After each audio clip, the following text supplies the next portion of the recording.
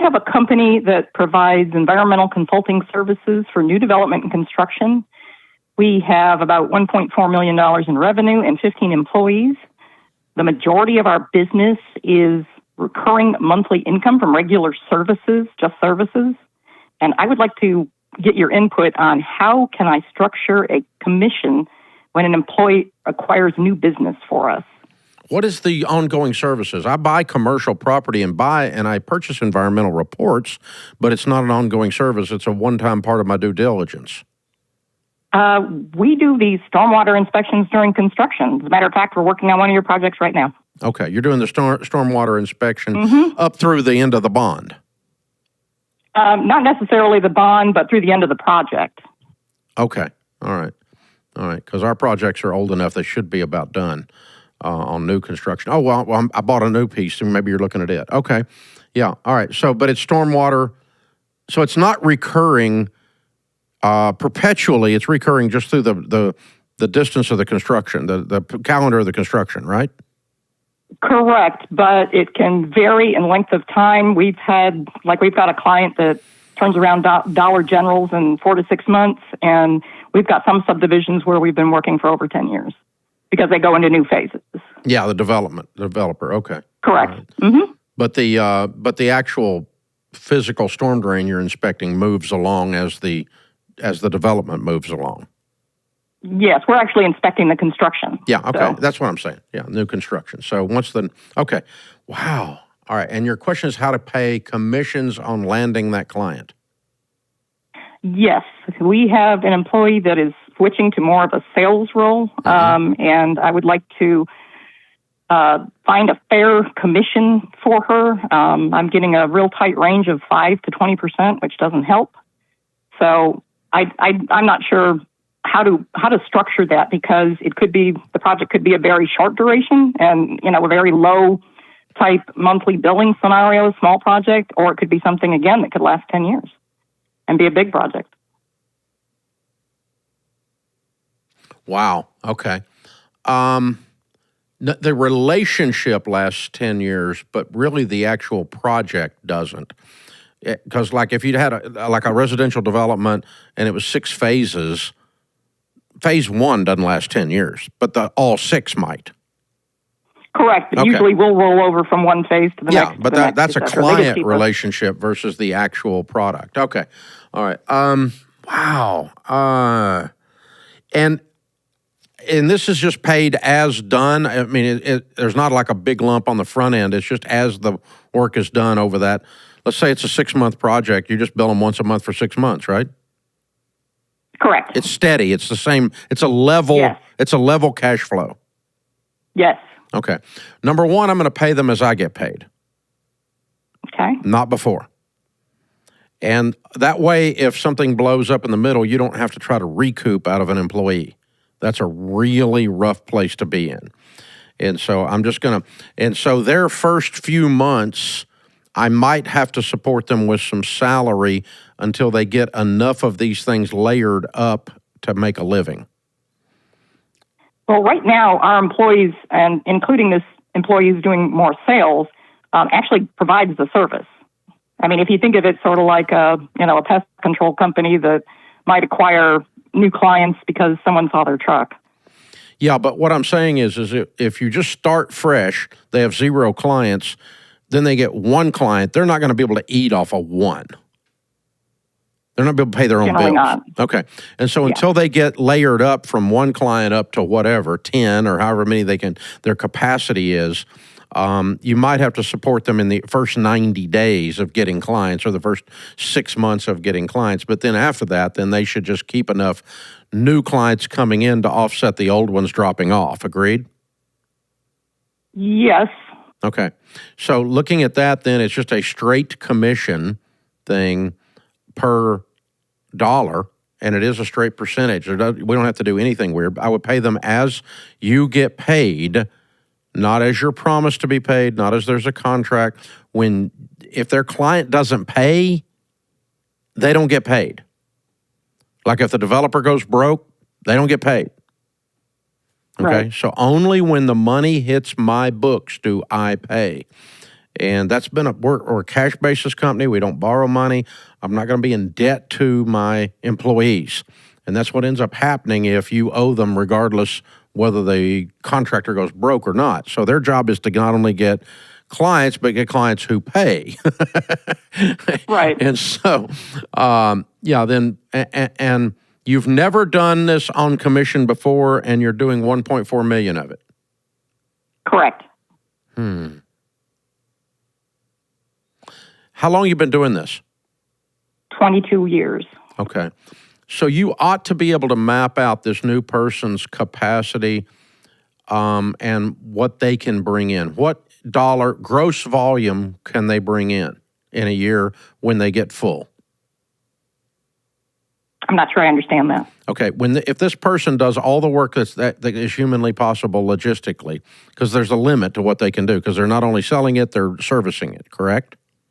Correct. So there's a limit. How many dollars can a single person generate towards your gross revenue? Can they bring in $400K? Can they bring in $300K? Can they bring in $500K? Okay. What do you think? I'm not sure. Probably. Well, you've been doing it 22 years. I mean, you got 15 people. How many of them are in the field doing the 1.4? We've got 15. All 15 are doing generating the deal? Correct. Yes. But they're just all on salary.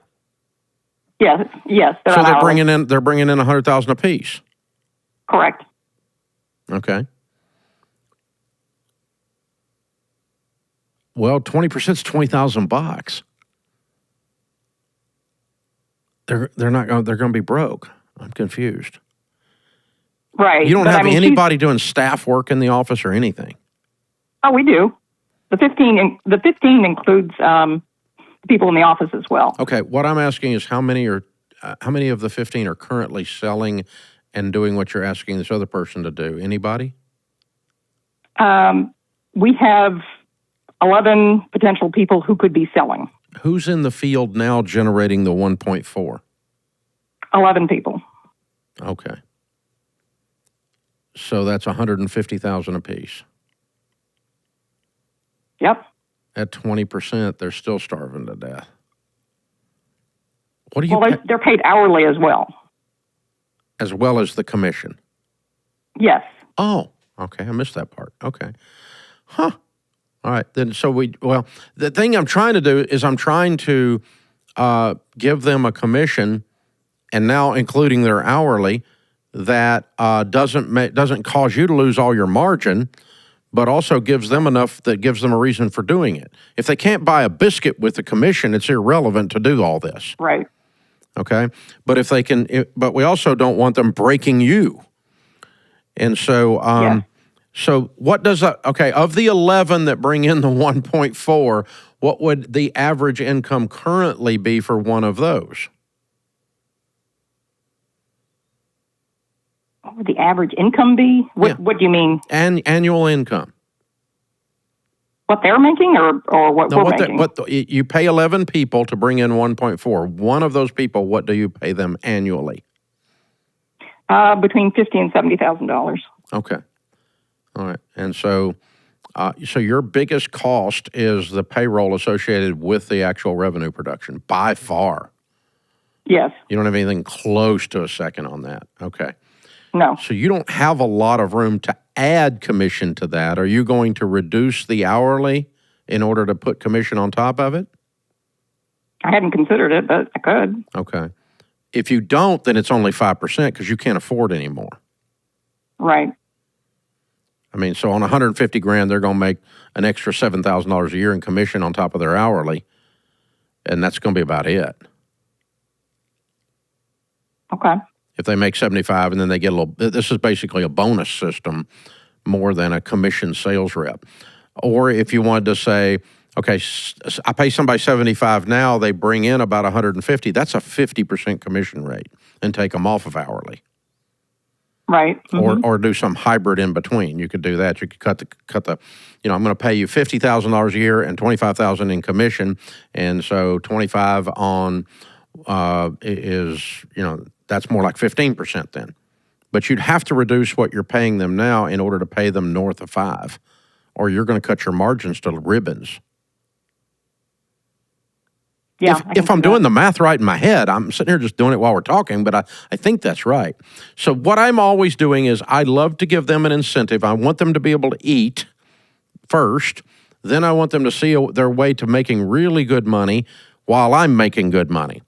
And so if I've got a guy that brings in $1 million and I pay him 10%, he makes $100,000.